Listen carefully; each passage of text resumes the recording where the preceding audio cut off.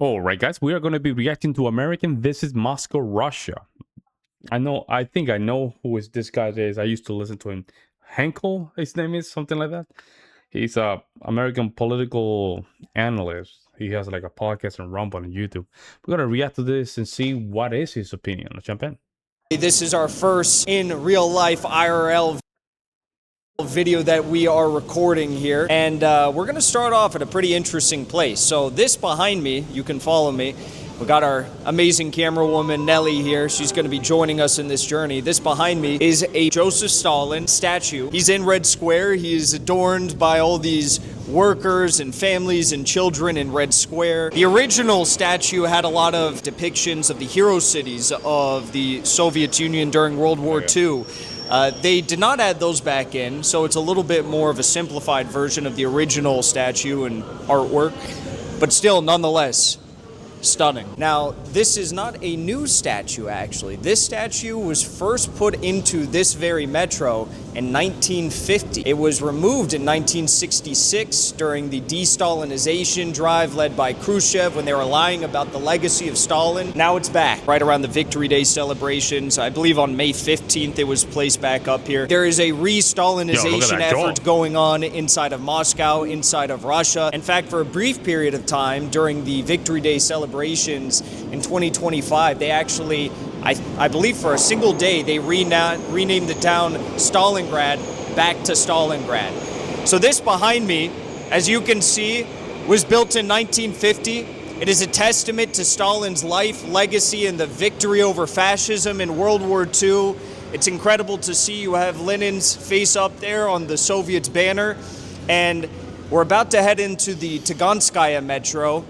Down a little bit further is the Marxistka metro. So you've got Marx, you've got Stalin, you've got Lenin. We're going to head to the 1905 metro, which celebrates the victories of the peasants and the workers. In 1905, during Bloody Sunday, during the Moscow workers' uprising, there is so much history everywhere you go. They do not forget their history. They do not forget their legacy in Russia. And we're going to be heading to an industrial area to have some breakfast. Incredible stuff going on in Russia. As we make our way to the 1905 station, I will remind you of the amazing infrastructure that is on display here in the Moscow metro. The deepest point of the metro, 278 feet down into the earth. The Moscow metro was first opened in 1935. There are 290 miles of track all across the metro. 7 to 9 million people ride the metro each and every day. 2.5 billion people ride the metro every single year. It's very clean, very safe, very cheap, very effective, free Wi-Fi. If Russia could have this, if the Soviet Union had this, why can't America have this in our major cities?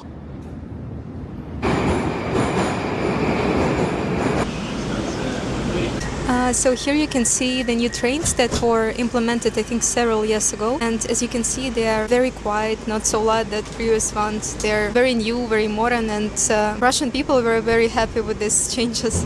Why? Because the old ones were problematic in some way? They were not problematic. They were just, it was always very hot there, especially in the winter time. It was extremely loud. Now I think you can hear me, even with my quiet voice, you can hear me because they have a very good sound regulation.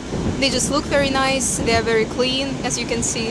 So it was just a very good update. So where are all the homeless people doing their tricks on the metro and doing their drugs and you know, assaulting people? Where are they? Because I don't see them.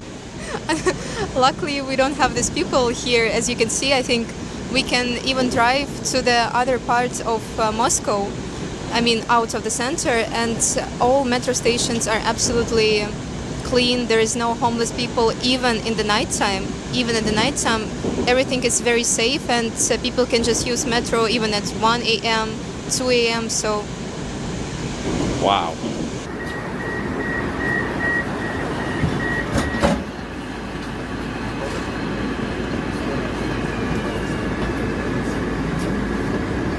So you were just on your computer working from within the metro. Does that mean that there is Wi-Fi inside the metro and people can do their work here? Yes, also one very wonderful thing is that we have a very strong Wi-Fi system in the metro.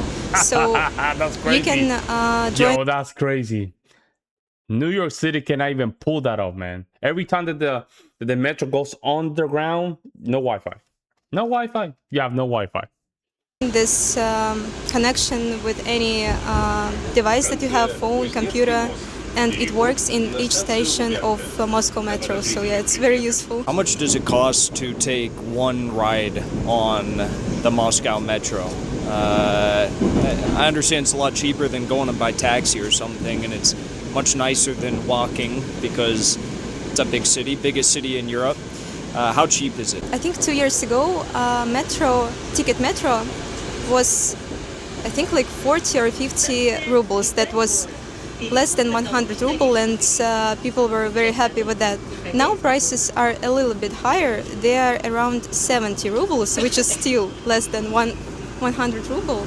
But some people were a little bit upset with that, but I think that it's a very good price and it's very affordable, taking into the account the fact that you can reach any destination of Moscow by using a metro. So it's a very good price. 70 rubles, that's less than $1. It's like 80 cents. That's for crazy you could cheap. ride all day. Crazy Yes, cheap. I think Wow. our bus ticket is a little bit higher. I'm not sure, I need to check that, but metro is 60-70 rubles. Free Wi-Fi, 70 rubles all day. Not too bad. We are headed to the 1905 year metro. It's going to take us to our final destination, a really cool light industrial factory area that has now been converted into these coffee shops and restaurants and stuff. So we're going to show you that. But the 1905 metro, I'll say, it's all Stalin era architecture. The reason why it's called the 1905, if you're wondering, is because in 1905 there was the Bloody Sunday events where there was a workers' uprising in St. Petersburg, and the Tsar's regime fired upon the workers who were protesting. And then later on in the year, there was a Moscow workers' uprising, and the first People's Workers' Council was formed in 1905. Lots of historic events for the Soviet Union happened in 1905.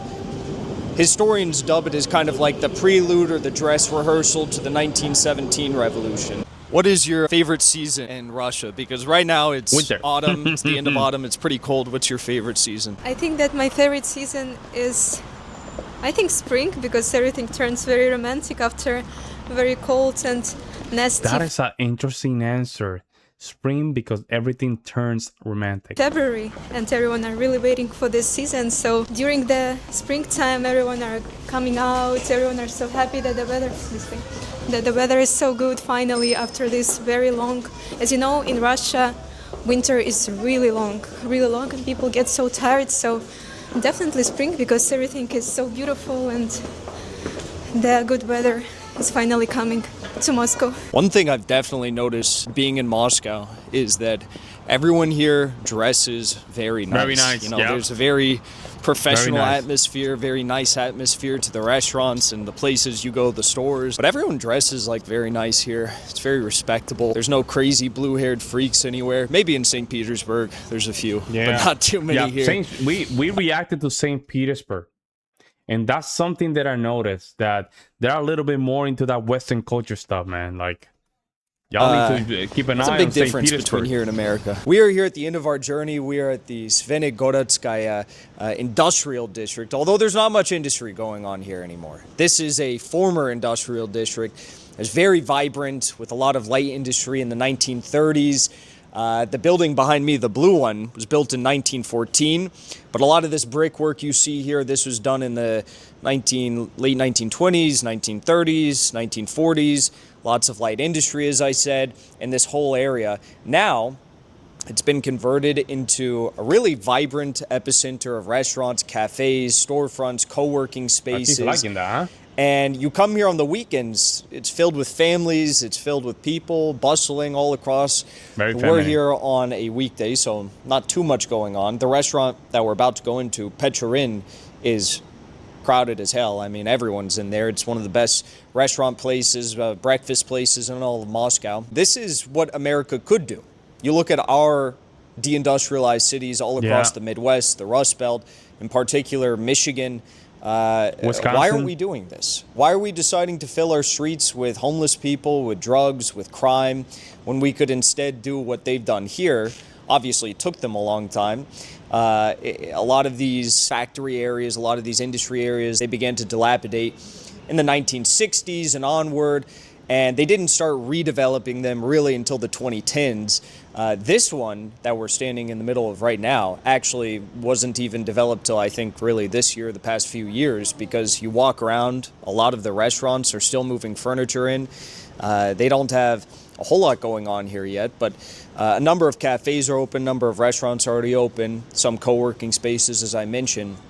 I think we could learn a lot from what Moscow is doing, because they've turned what was misery and chaos and sorrow and suffering into a very beautiful, vibrant epicenter of business and community. And, well, we're going to go see Petrorin now and see how it tastes, okay? So, well, you have to talk about demographics. Who are the people committing these kind of heinous crime in the United States? Not only that, you are living a mostly homogeneous society. And that's a lot of people don't want to talk about this. It's very homogeneous. Homogeneous, I would say. Homogeneous. It's a very homogeneous society. So everybody knows their culture. Everybody aren't, synced to each other. Not in the United States. In the United States, you have a situation where multiple people are coming from very different countries, different cultures, and they don't want to assimilate to European culture or American culture. And that's a problem. I can guarantee you that Russia's not playing that game. Russia allows you to, even their migration situation is very strict.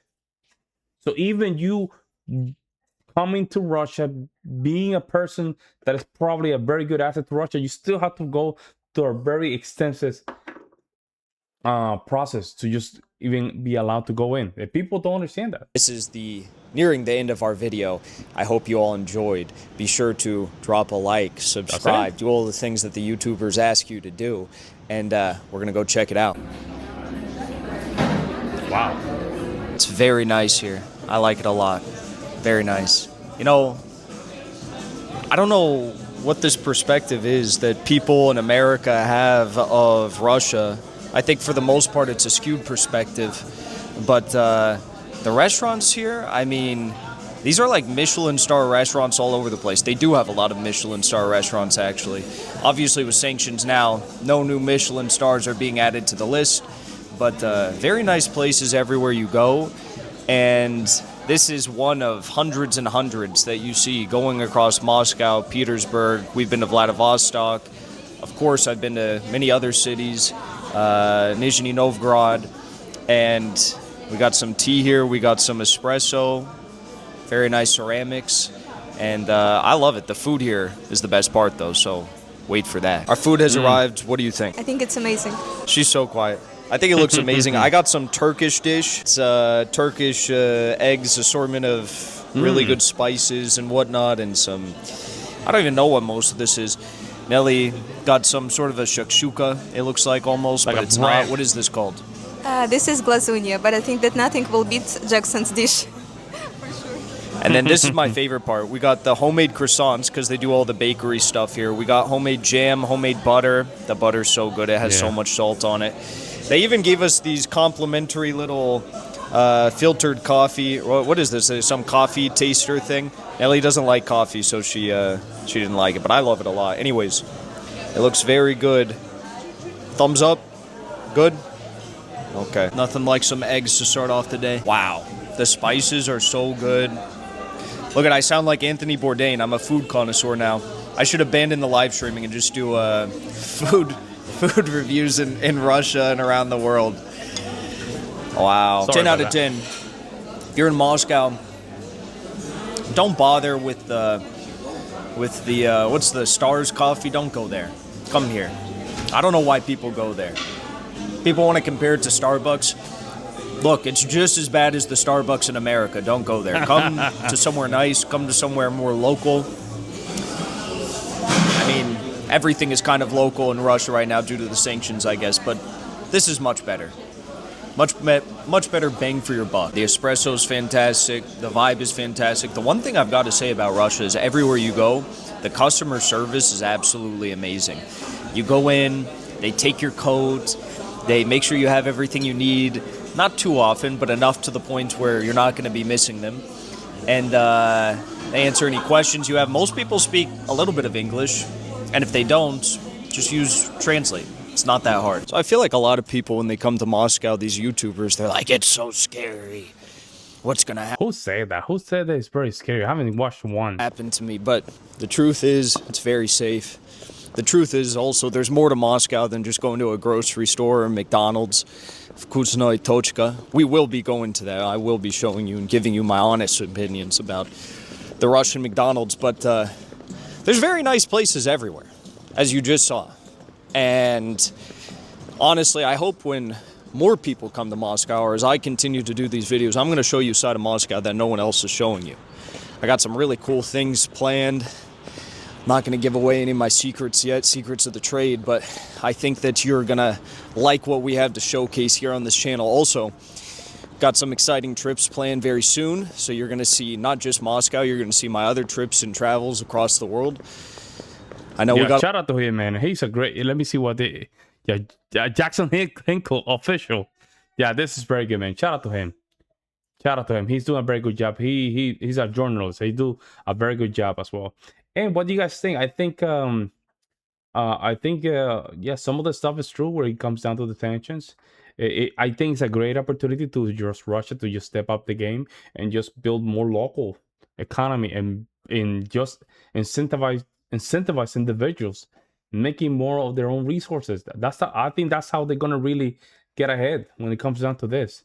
Very good video, guys. Let me know what you guys think in the comment section below. Do you guys agree with him or not?